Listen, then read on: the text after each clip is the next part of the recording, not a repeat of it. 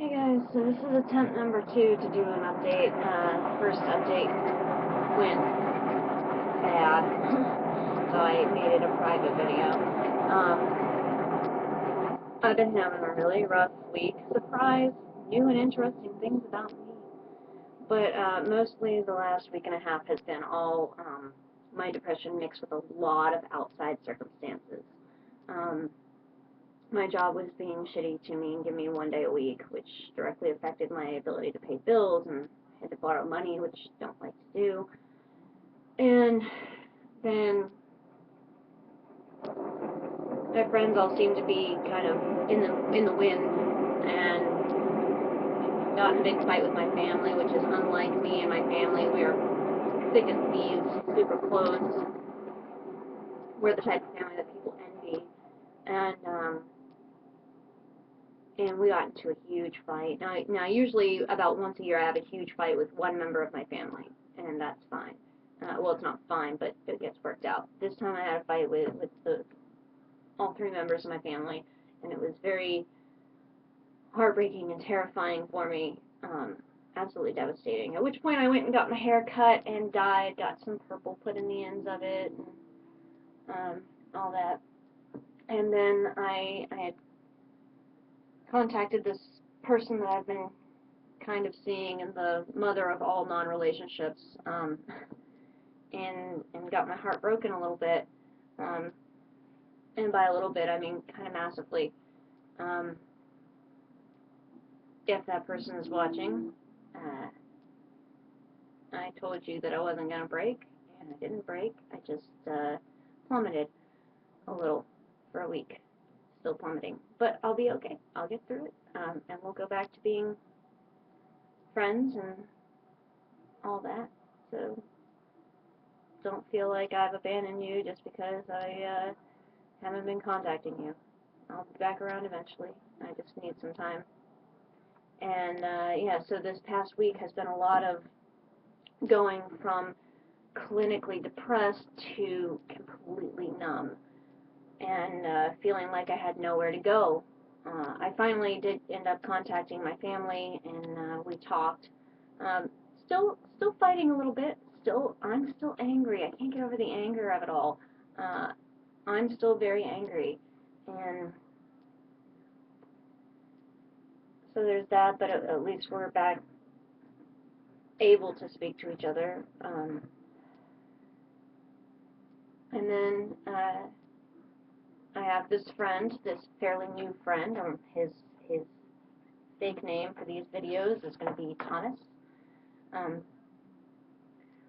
Thomas has been taking care of me for about a week now, and so despite all of the super depression and crazy outside circumstances that all just kind of blew up at once, I still feel incredibly lucky. And this is where that whole I'm the rare depressed optimist thing comes in handy.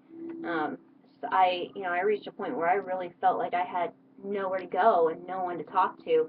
And here's this person that I barely know who just happens to be an insomniac, so I could call or text in the middle of the night, and he's incredibly selfless, so he's been coming over or letting me come over and watch movies, um, making sure that I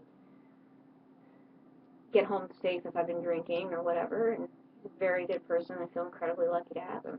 And so yesterday was my big plummet day. I had a very rough time. I knew it was going to be the big plummet day. I knew it was going to be hard, because here's a strange and sad interesting fact about that person that I've been kind of seeing, is that even when we're being pissy toward each other, or one of us decides to cut the other one out for a little bit, personal time, we've never actually gone longer than 5 days, maybe 6 days in the course of knowing each other without talking or liking a status or sending each other something online. And so when I hit day 6, 7-ish, I knew it was going to be the hardest day for me, and it was. It really was. I went to a bar to try and, like, showing myself out, watched the Broncos play the Cowboys, and the Broncos won, and all that. And midway through the evening, I just kind of started really plummeting. And little things just kept reminding me of this person, and so I ended up crying at the bar, and then crying on the train, and then crying at the store, because I went to the store with Thomas. Thomas actually made me dinner so that I had some food on my stomach since I've been wildly drinking for the Broncos. Apparently at this one bar, if the Broncos score, you get a free shot of Jameson, and if you know me at all, you know I love the Jameson. So he made sure I was fed and all that. And today is a different kind of depression day. It's one that I haven't had in a while. It's a lazy stay in bed all day, in and out of sleep, waking up with horrible headaches, having weird dreams kind of depression day. And